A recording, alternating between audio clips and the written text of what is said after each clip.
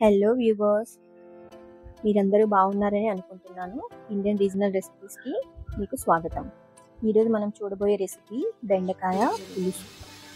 చేపల కూరని కూడా కలిపేలా చాలా టేస్టీగా ఉండే ఈ పులుసు మీరు ఒకసారి నేను చెప్పినట్టుగా ట్రై చేసి చూడండి, మీకు తప్పకుండా నచ్చుతుంది. Now let's see how to prepare బెండకాయ పులుసు. దానికి నేను ఒక కడాయిలో కొంచెం ఆయిల్ తీసుకొని అందులో ఇంగువ వేస్తున్నానండి. ఇంగువ వేసిన తర్వాత ఒక 7-8 రెబ్బలు వెల్లుల్లిపాయలు కొంచెం పచ్చగా దంచుకొని వేసుకోవాలి.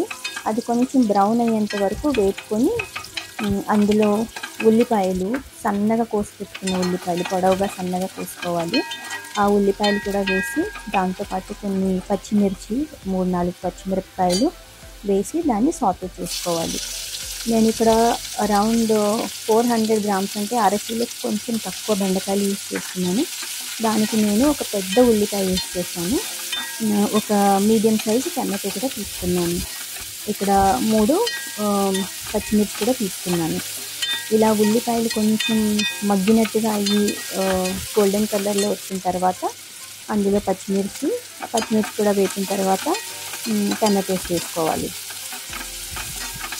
ఈ కూర మీరు ఒకసారి తప్పకుండా ట్రై చేసి నాకు చెప్పండి. నేను యూజువల్గా ఈ కూర ఎప్పుడు వండినా వెంటనే తినకుండా సాయంత్రం వరకు ఉంచి, లైక్ మార్నింగ్ వండితే సాయంత్రం వరకు ఉంచి అప్పుడు తింటాను. అది నాకు చాలా టేస్టీగా అనిపిస్తుంది రైస్తో పాటు.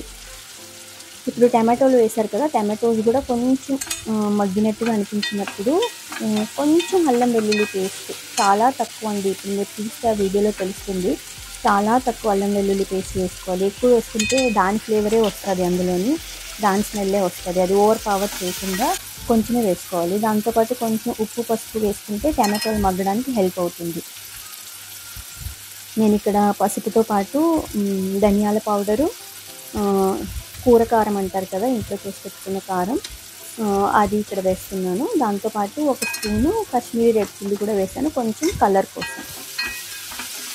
మీకు కనుక నేను యూజ్ చేసుకునే కూర కారం రెసిపీ ఎవరికైనా కావాలి అనుకుంటే నాకు చెప్పండి.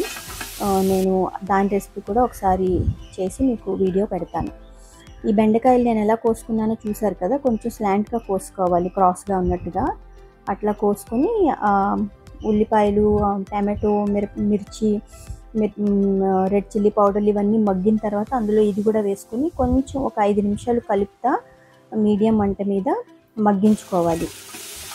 మీరు ఈలోపు కొంచెం చింతపండు పులుసు తీసుకొని పెట్టుకోండి.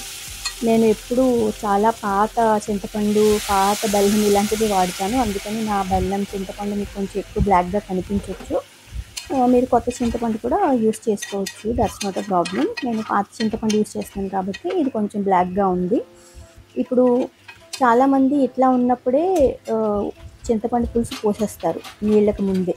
అట్లా చేసుకోకూడదండి. అలా చేస్తే బెండకాయ ముక్కల్లోకి ఆ పులుపు పోయి చాలా పుల్లగా అనిపిస్తుంది మీకు తినేటప్పుడు. అందుకని ముందు ఇదంతా సాట్ అయిన తర్వాత నీళ్లు పోసుకోవాలి. నీళ్లు పోసుకొని, అది వేడి నీళ్ళు పోసుకోండి. వేడి నీళ్ళు పోసుకొని కొంచెం మగ్గించిన తర్వాత ఒక 5 నిమిషాల తర్వాత మీరు చింతపండు పులుసు పోసుకోండి. చింతపండు పులుసు కూడా పోసుకొని అప్పుడే మీరు ఉప్పు కారం అవన్నీ చెక్ చేసుకొని టేస్ట్ చేసుకొని చూసుకోవచ్చు మీకు ఎంత గ్రేవీ కావాలి. నేను ఎప్పుడు చెప్తుంటానండి, కూర అంతా ఉడికిన తర్వాత లాస్ట్లో నీళ్లు పోయడం అటువంటివి చేయకూడదు. మీరు స్టార్టింగ్లోనే మీకు ఎంత కూర కావాలి, గ్రేవీ కావాలి, కన్సిస్టెన్సీ, దాన్ని బట్టి ముందు నుంచి వేడి నీళ్ళు పోసుకొని ఉడికించుకోండి. ఒకసారి అది చాలా ఉడికిన తర్వాత మళ్ళీ చల్ల నీళ్ళు పోయడం, లాస్ట్లో నీళ్ళు పోయడం అటువంటివి చేయొద్దు. టేస్ట్ అంతా కూరలో చప్పదనం వచ్చేస్తుంది దానివల్ల. ఎనీవేస్ అండి, ఈ వీడియో మీకు యూస్ఫుల్గా ఉంటుందని నేను అనుకుంటున్నాను. మీకు కనుక యూస్ఫుల్ అయినట్టయితే నాకు సబ్స్క్రైబ్ చేసి నా ఛానల్కి సపోర్ట్ చేయండి. Thanks for watching my video. Thanks అండి.